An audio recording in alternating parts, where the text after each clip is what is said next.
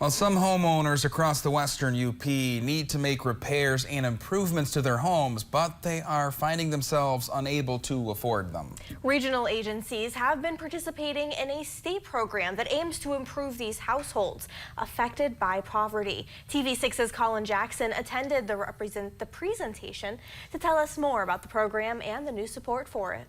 I have the pleasure of being in Hancock today to present checks to local communities that are putting out resources to help with the housing stock in the community. Representatives of several regional agencies gathered at the Western UP Planning and Development Region headquarters today. This was to participate in a check presentation handled by the Michigan State Housing Development Authority. These agencies included WUPPDR, Copper Country Habitat for Humanity, and the Gogebic-Ontonagon Community Action Agency. Each organization received grant funding for their participation in My Hope, an energy-efficient housing program. My Hope program is for housing rehabilitation of single-family homeowners through our agency.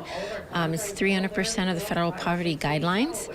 So it is really opening up housing rehab to a segment of the population that generally does not receive funding from MSHDA. Various funding is delivered in phases to these agencies. WUPPDR received $500,000 today as its Phase 3 award, while Copper Country Habitat for Humanity also received that amount as its Phase 2 award. WUPPDR was also awarded the Trailblazer Award. According to McKenzie, this is due to WUPPDR's efforts in assisting program applicants get started and spreading word about the program. We have the most, well, probably as a smaller agency, the most applicants. We had 182 or 184 applicants thus far in our system, and which will feed the other programs as well. McKenzie says that there are 10 homes undergoing rehabilitation currently through the program. She also adds that they have completed home rehabilitations in Keweenaw County and are working their way into Houghton and then Baraga and Iron counties. Colin Jackson, TV6 News, Hancock.